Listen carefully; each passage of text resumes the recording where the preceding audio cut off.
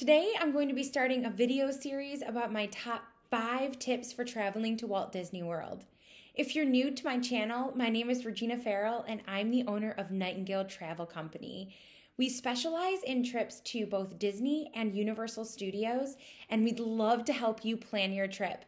If you're ready to plan a trip, we can be found at nightingaletravelcompany.com. I'll go ahead and link that down below, as well as our social media accounts, so that you can take a look at all that we have to offer, as well as just get to know us a little bit better. So let's go ahead and get back into our tips for traveling to Disney. Our tip that we're going to talk about today is actually spending time and taking just one day, at least one day, to spend some time at your resort that you're staying at, especially if you're staying on Disney property. The Disney resorts are extremely immersive and actually have a lot to offer. My husband and I actually recently got back from a stay at Walt Disney World where we spent 2 days actually exploring both our resort and other resorts on Disney property. We were staying at the Riviera Resort, which is beautiful in and of itself, and it's actually on the Skyliner line, which makes it very easy to explore other resorts because you can hop on the Skyliner line from resort to resort. And if you're not familiar, the Disney Skyliner is a gondola system that can take you all the way from Hollywood Studios to Epcot, and also all the way down to Pop Century and Art of Animation. And then it takes you from Art of Animation and Pop Century to Caribbean Beach, where there's a hub, and that can take you to Hollywood Studios, or over to the Riviera. And then from the Riviera, you can get over to the World Showcase entrance of Epcot. And over there, you can access the Boardwalk, the Yacht Club, and the Beach Club hotels. When we were staying at the Riviera, we explored that area and we walked over to Caribbean Beach, and there's a beautiful running trail there. And I actually got up in the morning and was able to run on that trail 2 of our mornings, and it was beautiful. It goes around the lake. And then we also were able to explore on the Skyliner line from the Riviera and went over to the Boardwalk, which I highly recommend to my families that are traveling because the Boardwalk has a nightlife and it's completely free for you to go and experience that.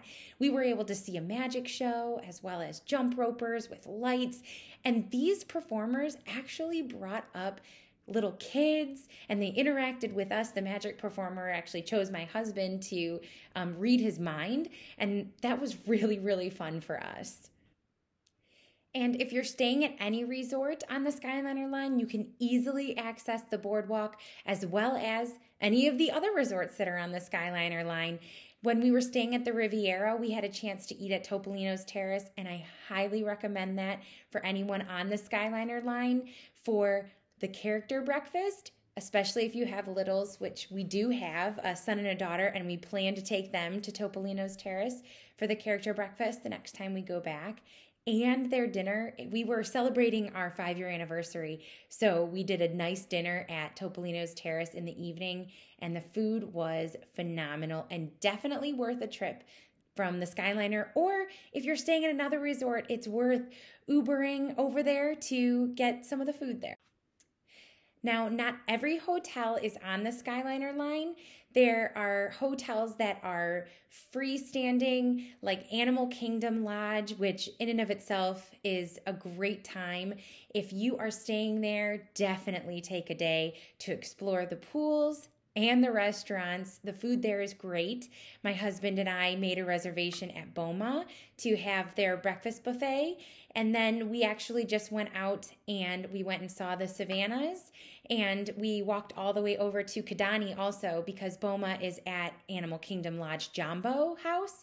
And we went and saw the Savannah over at Kidani, and that was phenomenal. We just sat outside on the rocking chairs and watched the animals, and we got to talk to some of the cast members there, and they talked with us a little bit about ostrich eggs, and they sell ostrich eggs there as part of their conservation funds, and you can take them home and kids can paint them and decorate them kind of like you would an Easter egg at Easter time.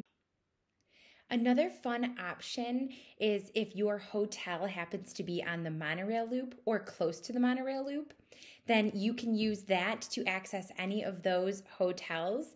The monorail connects the Contemporary, the Grand Floridian, and the Polynesian hotels to both the Transportation and Ticket Center and Magic Kingdom, and it stops at each one of those places on its way around its loop. And you can actually access any of those hotels and their food that they have to offer, as well as other amenities there. For example, my husband and I also on this most recent trip did explore the monorail loop. Instead of actually riding on the monorail, we decided to walk the trail because it was our first time being there since they completed the full loop here after COVID. And it was a wonderful time and the walk was great. And I do realize that that might be hard with your littles with strollers, but easily you can hop on the monorail and explore that way.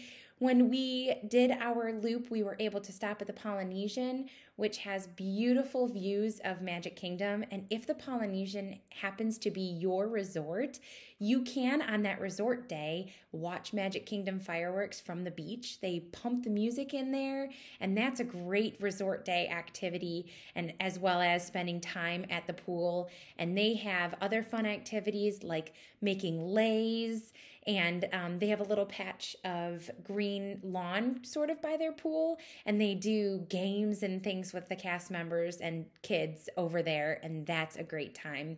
You can stop at the quick service over at the Grand Floridian, Gasparilla Island, or you can make dining reservations for Grand Floridian Cafe. Maybe if you don't want to make dining reservations, you can go to the Enchanted Rose Lounge, which is absolutely beautiful, and you can get a drink there or a small bite. I highly recommend the truffle fries. Very, very yummy. And you can also head over to the Contemporary, and there they still are having, in this time of 2022, during the COVID restrictions, they do have Chef Mickey's character breakfast and dinner. And I recently went there with my daughter for her first time to Walt Disney World.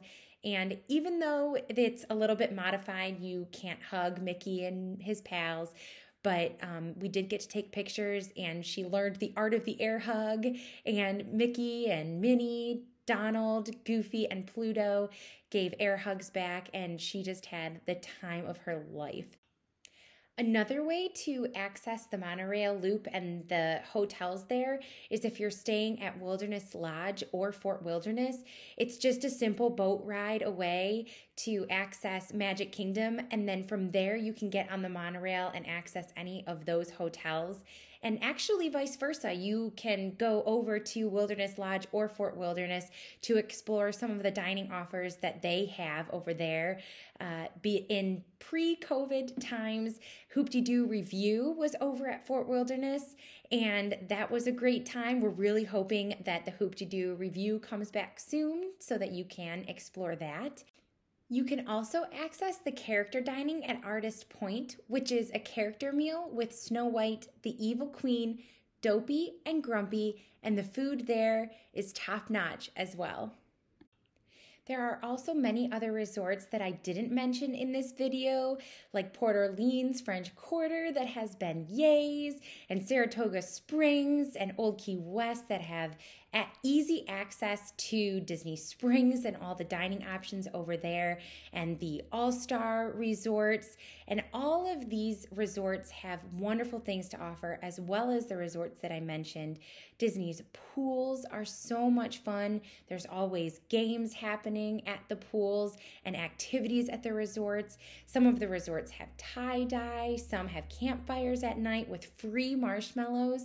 But no matter where you are staying, if you are staying on Disney property, it is definitely worth spending a day at your resort or at neighboring resorts, just enjoying your day, kind of taking a day off from the theme parks and enjoying some time with your family.